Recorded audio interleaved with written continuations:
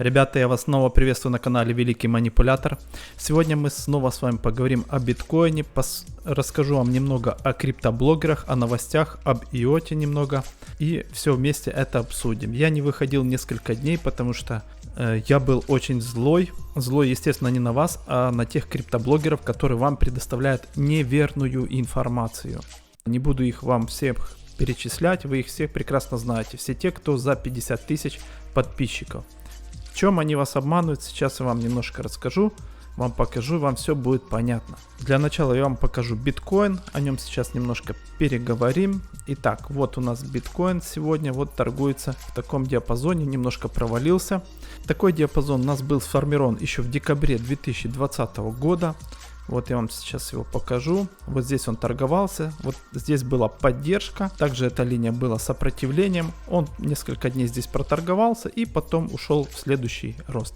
Поэтому мы сейчас также в этом диапазоне находимся, торгуемся и так далее. Некоторые криптоблогеры, ребята, с большими слезами, с очень плохим настроением, ребята, сейчас говорят, что они прощелкали вот этот рост, ребят.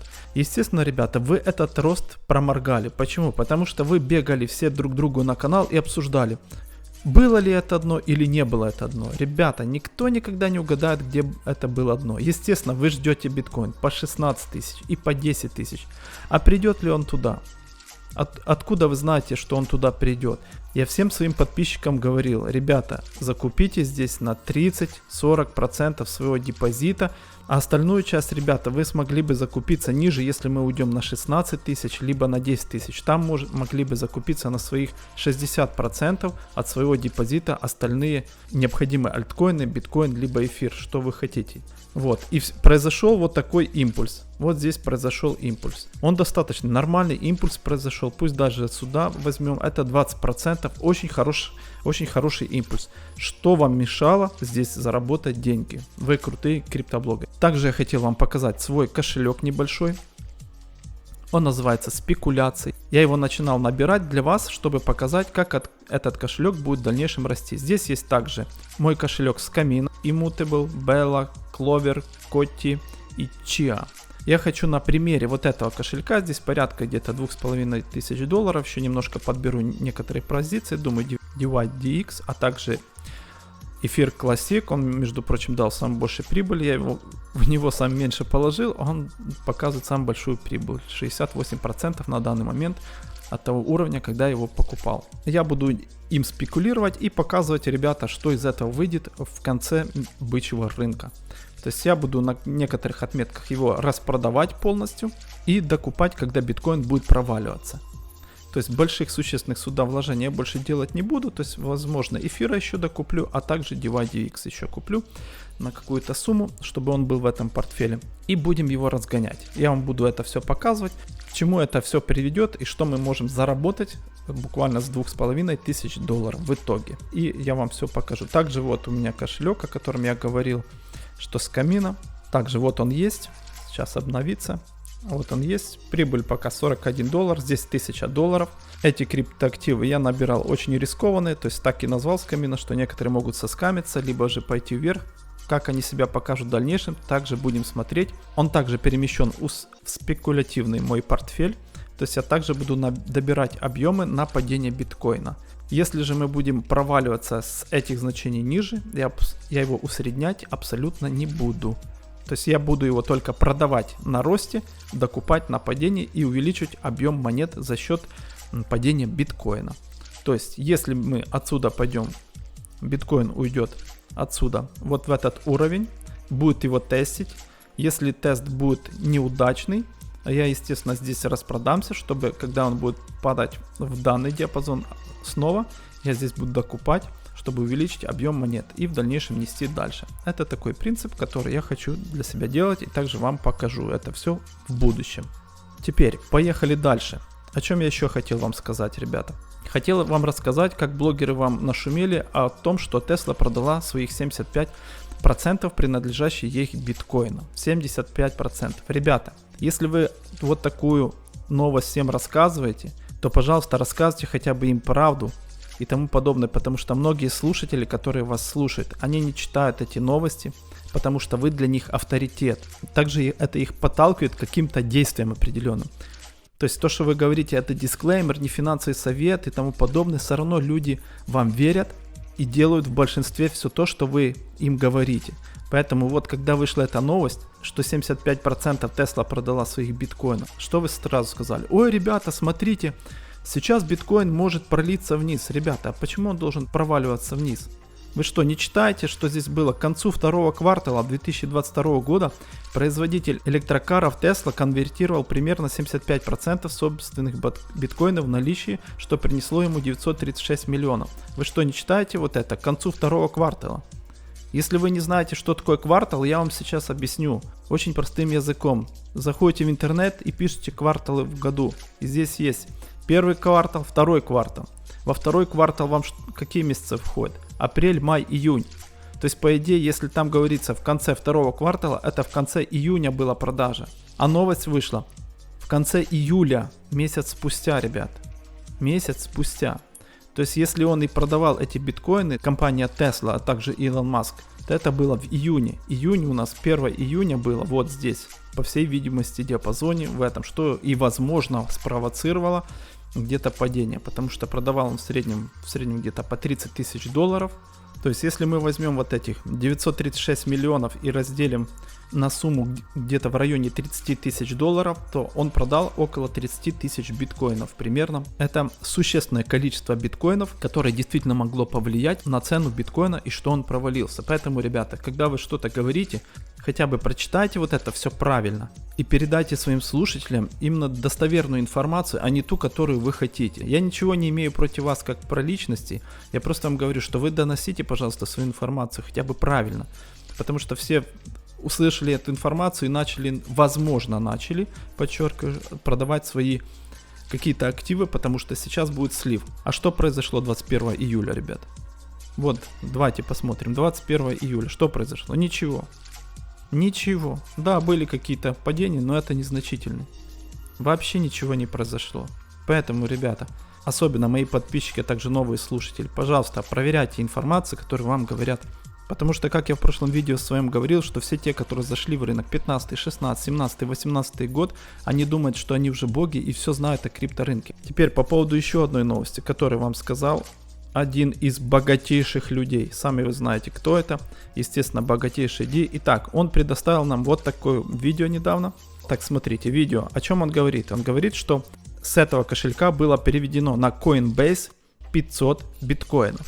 Да, я не поленился, я просмотрел эту информацию полностью, также это все для себя происследовал. Что он говорит? Что когда переводились биткоины с этого кошелька, это третий кошелек по величине, когда он переводил только такие количества биткоина, цена сразу рушилась. Итак, смотрим, что он показывал. Итак, вот переходим на его видео. То есть вот здесь он показал два перевода, которые происходили, после них сразу происходило падение. Итак, смотрим. Вот он показал первое. Так, 9 июня. Смотрим и отмечаем. 9 июня. Выбираем вертикаль. Итак, нам нужно 9 июня. Вот 9 июня. Есть. Да, действительно было падение. Следующее, о чем он говорил. Переходим дальше. Вот здесь он говорил. Минус 1500 биткоинов со счета было переведено на Coinbase. И произошло потом падение. 29 апреля. Переходим на биткоин и смотрим. 29 апреля находим. Вот здесь. Да, ребята, практически перед падением. Он здесь прав. Но почему ты, богатейший Ди, не рассказал вот про этот трансфер, который был также минус 1500 биткоинов, произведен 17 мая. Давайте посмотрим. Итак, берем 17 мая. И что мы здесь видим? А ничего не произошло, ребята.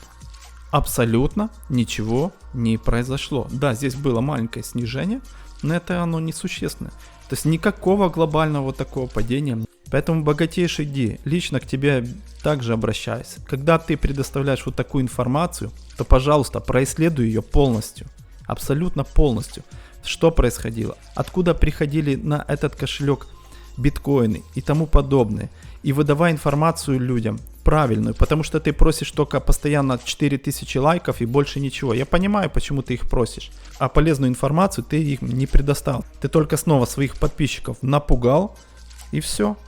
Они, возможно, как раз и распродались, а существенно ничего не произошло. Абсолютно ничего не произошло.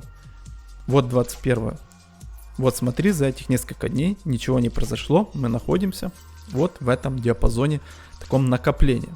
Почему я также обратил на этот кошелек, о котором ты так много говорил? Посмотри, что дальше произошло. Смотри. Вот здесь ты свое видео выпустил, а дальше пошли перемещения. Перемещение, и смотри. Этот кошелек полностью пустой. Полностью ноль. То есть он имел 3-е место в рейтинге, и он полностью нулевой. Он вывел все свои биткоины на Coinbase. И это правда, то что он выводил на Coinbase. Но если мы посмотрим, откуда он получал еще свои биткоины. Смотри, если мы вот транзакции, все можно найти. Мы переходим по этой транзакции и видим, что ему переводили какие-то кошельки биткоины. Переходим сюда, а здесь какой-то молодой кошелек, непонятный. И у него на кошельке минус 11 миллионов прибыли от изменения цены. Минус 11 миллионов. Откуда же он получает эти биткоины? Можем посмотреть. Смотри, он получил свои биткоины с OKX. То есть из криптобиржи OKX. О чем это может нам все сказать, ребята? Я не знаю, что здесь происходит, какая манипулятивная игра здесь происходит именно в больших китов, потому что действительно он перевел, у него в последнее время было на счету 132 тысячи биткоинов, это очень много. Это очень много. Возможно, они сейчас ждут, что ФРС выпустит плохие новости, и на этом новостном фоне они начнут распродажу, и мы пойдем очень далеко вниз. Возможно такое? Возможно, что мы можем упасть действительно вниз при одном условии. ФРС выпустит плохие новости, и Coinbase начнет продавать эти же биткоины, 135 тысяч биткоинов, и может нам устроить довольно существенный обвал, потому что 132 тысячи биткоинов это довольно много, это на сегодняшний день 3 миллиарда денег, это существенная сумма, ребят, очень существенная. Но что я хотел вам еще показать по этому кошельку, этот, ребята, кошелек, смотрите, когда его первая транзакция происходила, сейчас вам покажу, именно на этот кошелек с Coinbase. Первые транзакции начали поступать сюда в феврале. Начало февраля 2019 года. Начало февраля 2019 года это было вот здесь, ребята. На самом дне. На самом дне начало поступать средства на данный кошелек. Но он не только накапливал, но и иногда продавал суммы биткоинов. Но интересно, когда он их продавал. Смотрите, ребята. И когда он переводил свои биткоины на биржу, ребята. Смотрите. Он переводил свои биткоины на биржу, когда биткоин был вот здесь на дне. Он перевел. И что потом происходило? Происходил рост биткоина. Именно на дне, смотрите. И потом снова набирал, на росте набирал. Здесь был провал. Он немножко также перевел на Coinbase. Но потом также, когда биткоин здесь находился внизу, он полностью их набирал. Потом переводил на росте. Когда шел рост, он частями переводил на Coinbase. Здесь также перевел. Был снова рост биткоина. И потом уже снова он начал добирать биткоин, когда происходило падение. Снова вот рост биткоина. Он перевел сюда свои биткоины. Когда биткоин падал вниз, он снова набирал с Coinbase данные биткоины, а также с OKX. Но что самое интересное и самое непонятное сейчас, что этот кошелек перевел все свои биткоины вот за несколько дней на биржу Coinbase. Поэтому, ребята, будьте сейчас очень внимательны на этой неделе, которая сейчас будет.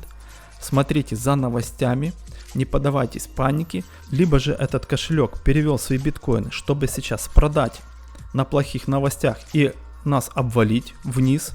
Да, это возможный вариант, хотя я говорю, что я думаю, что это было абсолютное дно, но все может быть, я могу ошибаться. Ну, до 10 тысяч я, естественно, не верю, но такой пролив я рассматриваю, поэтому я еще держу фиат для того, чтобы закупиться, если будет, естественно, вот такой сильный обвал. Либо же этот кошелек перевел свои биткоины, как я говорил, он переводил их всегда перед ростом, что возможно мы получим довольно хорошие новости и пойдет небольшая распродажа.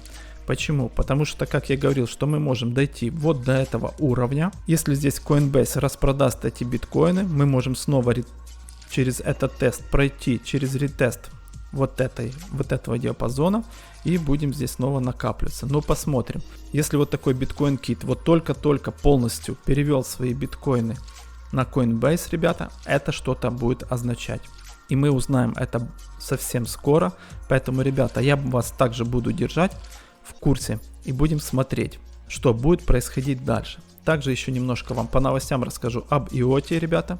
Закончился стейкинг токенов ASMB, ребята. 64% токенов IOTA было в стейке ровно 90 дней. Поэтому сейчас стейкинг закончился. Мы ждем новый раунд, который будет продолжаться. Снова мы будем стейкать токены ASMB, а также токены Shimmer. По поводу Shimmer, ребята. Shimmer наконец-то запустил, ребята, свою сеть в тестовом формате. Сейчас ее тестят. Будет, я так понимаю, некоторое время ее тестить полностью, может несколько месяцев. Можете присоединиться и также заняться тестом этой сети, ребята. Это очень позитивно в итоге отразится на токене IOTA, также на их компании. Они очень сильно развиваются, очень сильно, ребята, работают сейчас. Если некоторые компании увольняют своих сотрудников, IOTA же наоборот открывает новые офисы, очень хорошо и плотно работают. Именно в таком медвежьем рынке, в таком жестком, ребята, они наоборот, они улучшают свои показатели в производительности. Поэтому, ребята, я считаю, что IOTA это черная лошадка в следующем бычьем забеге. Я думаю, что они выступят очень сильно, их токен вырастет довольно существенно, перебьет свой предыдущий all-time high в $2 с копейками, и мы полетим намного выше. Поэтому я вам, ребята, настоятельно рекомендую обратить внимание на токен IOTA и обязательно иметь ее в своем портфеле. Надеюсь, ребята, это видео для вас было полезным, поэтому, ребята, будьте всегда внимательны к новостям, что вам говорят криптоблогеры, как они преподносят вам эту информацию. Обязательно ее проверяйте. Поэтому будьте избирательны, кого вы слушаете и что вы слушаете. От себя я вам желаю, естественно, хорошего продолжения дня, хороших выходных, ребята. Кто на отдыхе, хорошего вам отпуска и увидимся через несколько дней. А с вами, как всегда, был Серж на канале Великий Манипулятор и до следующих встреч. Всем пока!